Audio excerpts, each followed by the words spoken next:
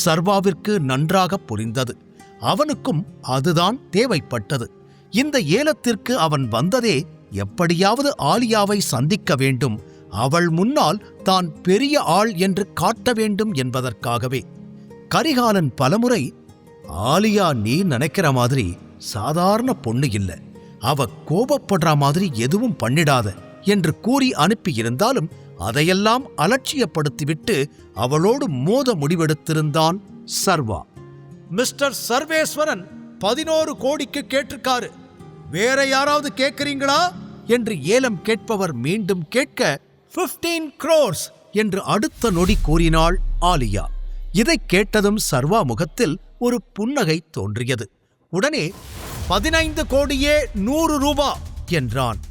இவன் என்ன லூசா என்று பின்னாலிருந்து யாரோ சொன்னது சர்வா காதிலும் கேட்டது. அடுத்தது ஆலியா 17 crores என்று கூறினாள். சர்வா மீண்டும் ஏதோ சொல்லப்போக அவனை தடுத்த சங்கர், சார், ஆலியா மேடம் ஏற்கனவே கோவமா இருக்காங்க, நீங்க அவங்கள இன்னும் கோவப்படுத்துறீங்களோன்னு தோணுது, கொஞ்சம் யோசிங்க என்று கூற அவனை பார்த்து சிரித்த சர்வா, நான் என்ன பண்றேன்னு எனக்கு நல்லாவே தெரியும் என்றவன் 19 crores என்றான். ஒருமுறை அவனை திரும்பி பார்த்த ஆலியா சிறிதும் யோசிக்காமல் 20 crores என்று கைகளை உயர்த்தினாள். சர்வா தானும் அடுத்தது 25 கோடி என்று சொல்லி முடிப்பதற்குள் 30 crores என்று ஆலியா கூறி முடித்தே இருந்தாள். அவள் முகத்தில் அப்போது ஒரு வெற்றி புன்னகை. இதுக்கு மேல நீ எப்படி கேட்கிறேன்னு பார்க்கிறேன், இடியட் என்று சர்வாவை பார்த்து நக்கலாக சிரித்தாள். 30 கோடி ஒரு தரம், 30 கோடி என்று ஏலம் விடுபவர் ஏலத்தை முடிக்கப் போக 100 கோடி என்று இறுதியாக கைகளை தூக்கி இருந்தான் சர்வா. அந்த மொத்த இடமே அதை கேட்டு அதிர்ந்து அவன் பக்கம் திரும்ப ஏலம் விடுபவருக்கு ஹார்ட் அட்டாக் வராததுதான் குறை. கூடவே ஆலியாவை திரும்பி பார்க்க அவள் அதற்கு மேல் பேசவில்லை. எனவே, சர்வா சார், நீங்க தான் ஜெயிச்சீங்க என்று அடுத்த நொடியே கத்திவிட்டார் அவர். அதை கேட்டதும் ஆலியா சர்வாவை வஞ்சம் பொங்கும் கண்களுடன் பார்த்தாள். ஆலியாவிற்கு அந்த நெக்லஸ் பிடித்திருந்தது.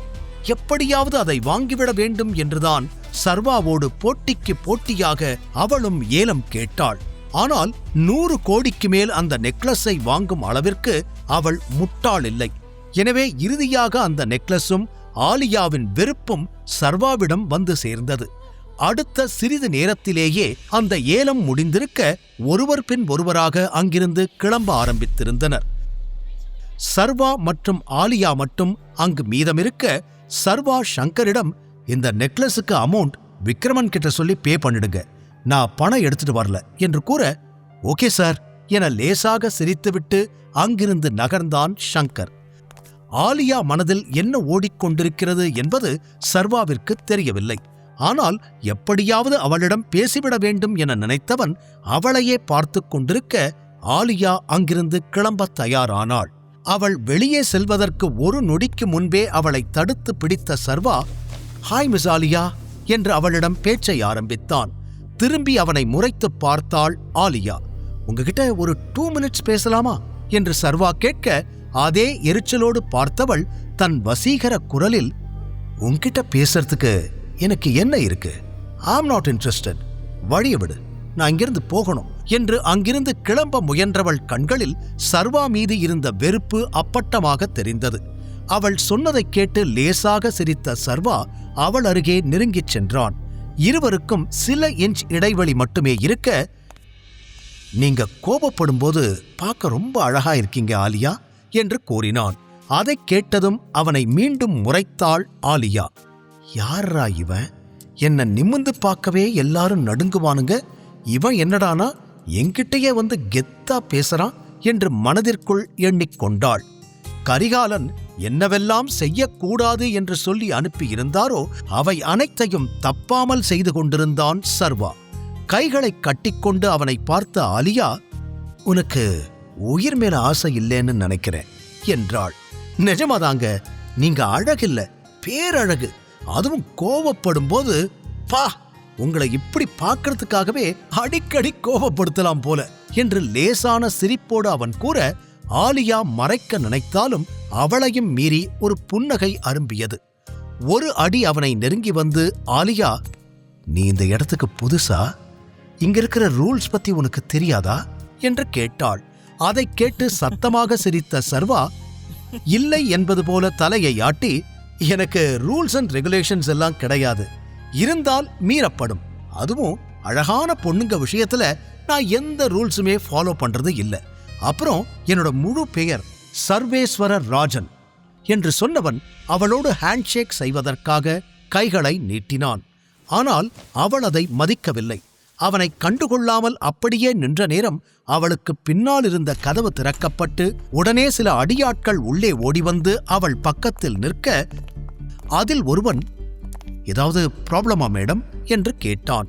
இன்னொரு புறம் சர்வா நீட்டிய கைகளோடு ஆலியாவை பார்க்க அவள் தன்னுடைய ஆட்களை பார்த்தாள்.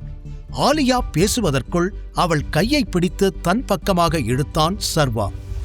விருப்பமே இல்லை என்றாலும் அந்த இழு விசைக்கு கட்டுப்பட்டு அவன் பக்கம் சாய்ந்தாள் ஆலியா. மெதுவாக அவள் காதில், மற்றவங்களுக்கு தான் அறிவு இல்லைனா உனக்கும் அறிவு இல்லையா? யாராலையும் கண்டுபிடிக்க முடியலனாலும் நீ என்ன கண்டுபிடிச்சிடுவேன்னு நினைச்சேன், உன்னால கூட முடியலையா நந்திதா என்று கேள்வியாக நிறுத்தியவன், நான் தான் உன்னோட டைகர் என்று கூறியதும் அதிர்ச்சியில் உறைந்து அவனை திரும்பி பார்த்தாள் ஆலியா. நீ இப்போ என்ன சொல்லி கூப்பிட்ட? நீ சர்வா, நீதான் டைகரா என்று நம்ப முடியாமல் கேட்டவளுக்கு சின்ன வயது ஞாபகங்கள் கண் முன்னால் படமாக ஓடியது. அப்போது ஆலியாவின் பெயர் நந்திதா. அவளுடைய இந்த உண்மையான பெயர் யாருக்குமே தெரியாது. மீண்டும் அவளை தன் பக்கமாக இழுத்துக் கொண்டவன், சத்தமா பேசாத, நான் அண்டர் கவர்ல இருக்கேன், நான் தான் டைகர்னு யாருக்கும் தெரியக்கூடாது என்றான். அதில் பேச்சற்று அவனையே பார்த்தாள் ஆலியா. அப்போது அவளுடைய அடியாட்களில் ஒருவன், என்ன எல்லாரும் வேடிக்கை பார்த்துக்கிட்டு இருக்கீங்க, அவனை பிடிச்சு அடிங்க என்று கத்தினான். உடனே குறுக்கே வந்த ஆலியா, நிறுத்துங்க என்று அனைவரையும் தடுத்தாள்.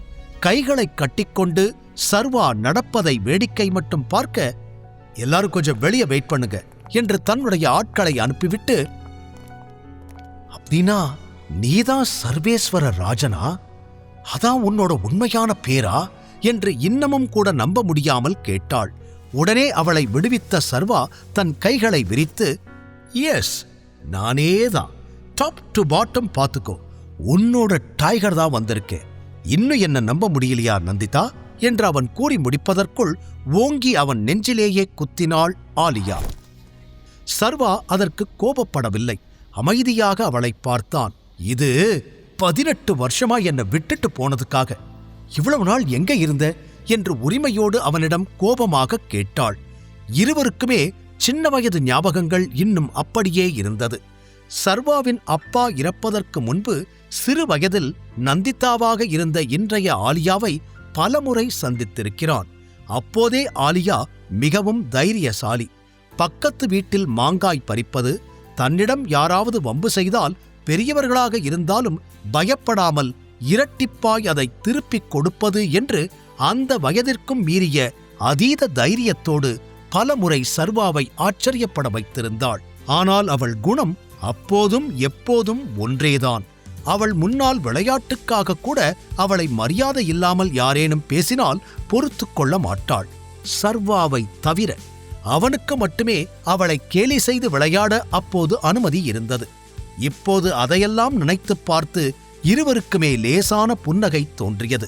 பின் அவளது கார்டை சர்வா கையில் கொடுத்தவள், நீதான் டைகர்னு சொன்ன உடனே ஏத்துக்க முடியாது, அதை ப்ரூவ் பண்ணணும். தைரியம் இருந்தா ஏன் இடத்துக்கு தனியா வந்து என்னை மீட் பண்ணு என்று புன்னகையுடன் கூறிவிட்டு அங்கிருந்து கிளம்பியிருந்தாள்.